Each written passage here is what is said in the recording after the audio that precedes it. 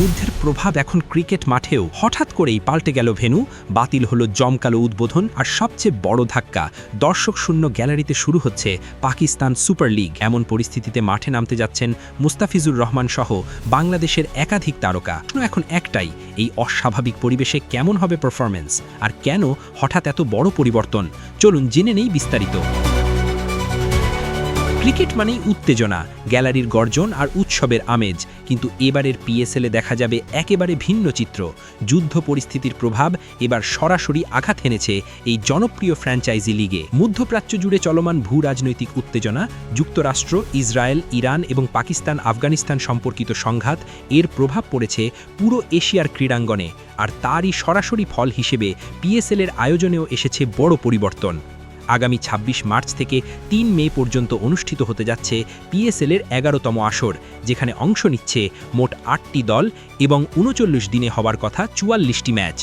শুরুতে পরিকল্পনা ছিল করাচি, লাহোর, মুলতান, পেশোয়ার, ফয়সালাবাদ এবং রাওয়ালপিন্ডি এই ৬টি শহরে ম্যাচ আয়োজনের। উদ্দেশ্য ছিল দেশের বিভিন্ন অঞ্চলের দর্শকদের মাঠে এসে খেলা উপভোগ করার সুযোগ করে দেওয়া। কিন্তু হঠাৎ করেই বদলে গেছে সব পরিকল্পনা। এখন পুরো টুর্নামেন্ট সীমাবদ্ধ করা হয়েছে মাত্র ২টি শহরে, করাচি এবং লাহোরে। এর পাশাপাশি সবচেয়ে বড় পরিবর্তন, সব ম্যাচ অনুষ্ঠিত হবে দর্শক শূন্য গ্যালারিতে। এই সিদ্ধান্তের পেছনে রয়েছে নিরাপত্তা ও অর্থনৈতিক বাস্তবতা। পিসিবি চেয়ারম্যান মহসিন নাকভি জানিয়েছেন, প্রতিদিন প্রায় ৩০,০০০ দর্শকের উপস্থিতি নিয়ন্ত্রণ করা এই পরিস্থিতিতে সম্ভব নয়। একই কারণে বাতিল করা হয়েছে উদ্বোধনী অনুষ্ঠানও।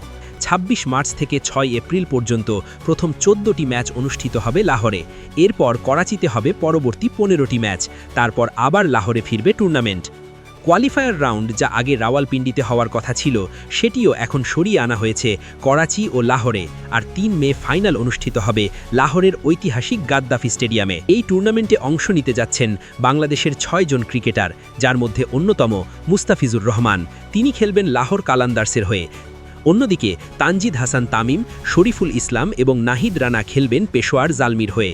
এছাড়া রিশাদ হোসেনও থাকছেন অন্য ফ্র্যাঞ্চাইজিতে। সব মিলিয়ে এবারের পিএসএল শুধু একটি ক্রিকেট টুর্নামেন্ট নয়, এটি বর্তমান বিশ্বের বাস্তবতার একটি প্রতিফলন, যেখানে যুদ্ধ, অর্থনীতি এবং নিরাপত্তা সবকিছু মিলিয়ে বদলে দিচ্ছে খেলাধুলার চেহারা। এখন দেখার বিষয়, দর্শক শূন্য গ্যালারির নীরবতায়ও কি জমে উঠবে ক্রিকেটের উত্তেজনা, আর এই কঠিন পরিস্থিতিতে কেমন পারফর্ম করবেন বাংলাদেশের তারকারা।